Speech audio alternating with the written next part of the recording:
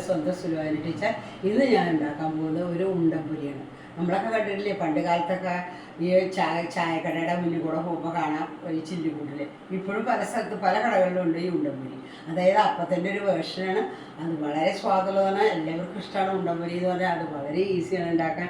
വീട്ടിൽ നമുക്ക് ഉണ്ടാക്കുകയാണെങ്കിൽ വളരെ ഈസിയാണ്. അപ്പക്കാര വേണ്ട, എണ്ണയും അധികമൊന്നും കുടിക്കില്ല. അങ്ങനെ വളരെ ഈസി ആയിട്ട് 1 മണിക്കൂർ അരമണിക്കൂർ ഉണ്ടാകും. ഞാൻ ആട്ട കൊണ്ടാണ് ഈ ഉണ്ടപൊരി ഉണ്ടാക്കുന്ന, മൈദ കൊണ്ടല്ല. എല്ലാം മൈദ കൊണ്ടാണ് ഇത് ആട്ട കൊണ്ട്. അതെ, ആട്ടി 2-3 ശർക്കരയുടെ ഉരുക്കി ശർക്കര വെള്ളമാക്കിയിട്ട് അതിൽ ഞാൻ ആട്ട കുഴച്ചു. അതിൽ 2-3 പാളയംകുടമ്പഴം ആവശ്യമായിട്ടത് ഏറ്റവും ആവശ്യമുള്ള പാളയംകുടമ്പഴം 2 ഞാൻ പൊട്ടിച്ചിട്ടുണ്ട്. മിക്സിയിൽ അടിക്കണമെന്നില്ല, പാളയംകുടമ്പഴം ചേർത്ത് കുഴച്ചാലും മതി. നാളികേരമാണ് ഇടുന്നത്, നാളികേരം ചെറിയതിട്ടു. പിന്നെ ഇതിൽ ജീരകപ്പൊടി ഇടണം, ഏലക്കായപ്പൊടി ഇടാം നിങ്ങൾക്ക്. പിന്നെ അതുപോലെ പിന്നെ എള്ളിടാം കേട്ടോ. കുറച്ച് എള്ളിട്ടു കേട്ടോ.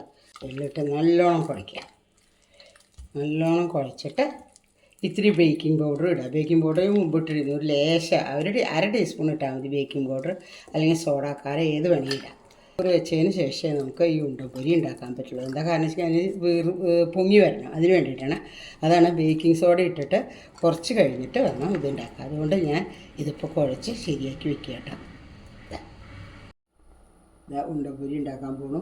അത് 2-3 മണിക്കൂർ മാവ് റെസ്റ്റ് ചെയ്യാൻ വെച്ചു, എന്നിട്ടാണ് അത് ഉണ്ടാക്കുന്നത്. വലുതാണ് ഞാൻ ഇട്ടത് കേട്ടോ. ഇനി ചെറിയ ഉണ്ടെന്ന് ഇടാം.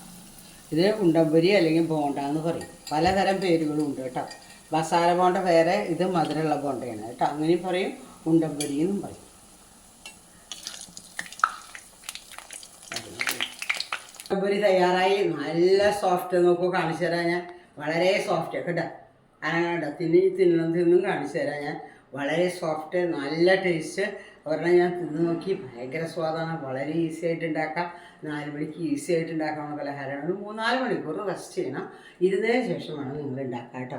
ഇനി ഈ വീഡിയോ ഇഷ്ടമാണെങ്കിൽ സബ്സ്ക്രൈബ് ചെയ്യൂ, ലൈക്ക് ചെയ്യൂ, ഷെയർ ചെയ്യൂ. ഷെയർ ചെയ്യാൻ ആരും മറക്കരുത്. അന്ന് നിങ്ങളുടെ സ്വന്തം സുലോചന ടീച്ചർ.